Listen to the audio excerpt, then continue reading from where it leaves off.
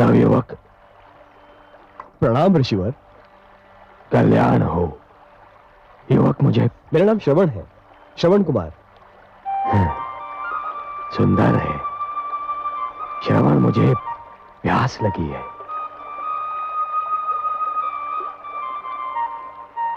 क्या बात है? मुनि श्रेष्ठ, आपके वस्त्र तो आपका परिचय देते हैं, परंतु आपके शस्त्रों से आपका परिचय समझ में नहीं आता। तुम मुझे मेरे वस्त्र देखकर मुनि कह रहे हो, परंतु मेरा ये धनुष, मेरा परशु, ये तो मुझे मुनि सिद्ध नहीं करते। उच्च कुल का तो सिद्ध करते हैं। उच्च कुल? मेरा कर्म जाने बिना ही केवल मुझे देखकर ही तुमने मुझे उच्च कुल का सिद्ध कर दिया। आप अवश्य किसी श्रेष्ठ ऋषि की संतान हैं, परंतु मैं एक वैश्य मुनि और छोटी जाति की माता की संतान हूं। श्रवण, तुम्हें अपनी माता को छोटी जाति का कहते हुए लज्जा आनी चाहिए। माता तो माता होती है, जो पूजनीय होती है। व्यक्ति की पहचान उसके कर्म से होती है श्रवण। जन्म से तो सभी शूद्र होते हैं। जन्मना जायते शूद्राः संस्कारात् विजोच्यते। क्षमा करें, मैं तो आपका विचार करके कह रहा था। मेरे हाथों से जल लेकर। श्रवण, वायु हर श्रेणी के व्यक्ति को छू कर आती है, और हर श्रेणी के लोग उसी वायु से अपनी श्वास भर लेते हैं, शीतलता प्राप्त करते हैं। सूर्य की किरणें भी सभी के लिए समान होती हैं श्रवण। मेरा अर्थ समझ रहे हो ना? लाओ, मुझे जल दो, मैं बहुत प्यासा हूं।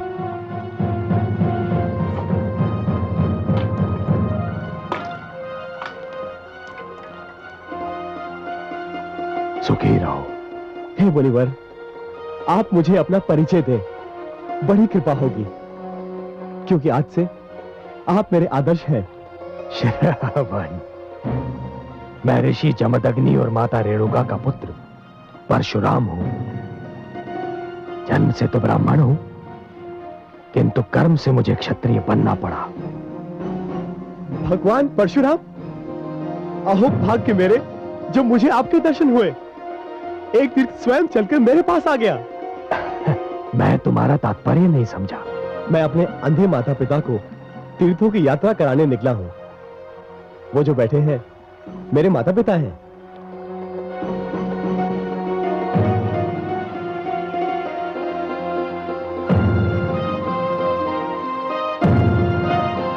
परंतु मुझे वहां कोई रथ या अन्य वाहन दिखाई नहीं दे रहा श्रवण, जिसमें मैं बहुत साधारण व्यक्ति हूं। मेरे पास रथ आदि साधन नहीं है, किंतु माता पिता की इच्छा को पूरा करना हर संतान का धर्म भी है एवं कर्तव्य भी। इसलिए इन दोनों को कांधों पर उठाए तीर्थों की यात्रा करने निकला हूं। श्रवण कुमार, तुम धन्य हो, तुम धन्य हो।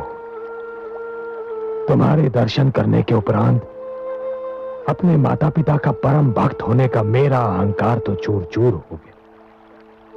मुझे अपने चरण स्पर्श कर। नहीं नहीं नहीं नहीं, आप मुझे पाप का भागी ना बनाएं। आपका यश तो पूरे संसार में सूर्य किरण की भांति फैल चुका है। अब चलिए, चलकर मेरे माता पिता को दर्शन देकर धन्य कीजिए। श्रवण, मैं भी उन माता पिता का दर्शन करके धन्य होना चाहता हूं, जिन्होंने तुम जैसे पुत्र को जन्म दिया। चलो चलिए।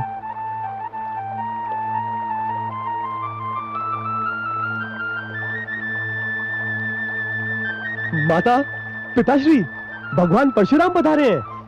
हमारे धन्यवाद। हे भगवान परशुराम, हमें अपने चरण छूने दीजिए। नहीं माता, चरण स्पर्श तो मुझे आपके करने चाहिए।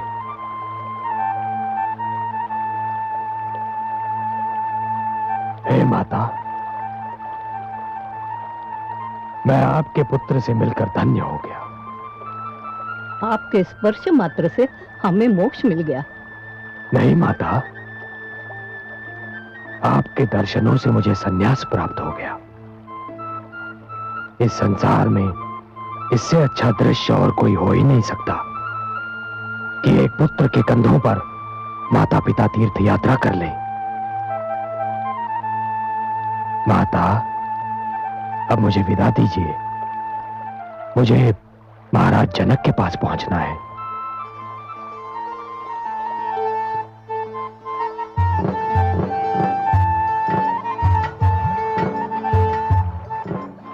श्रवण,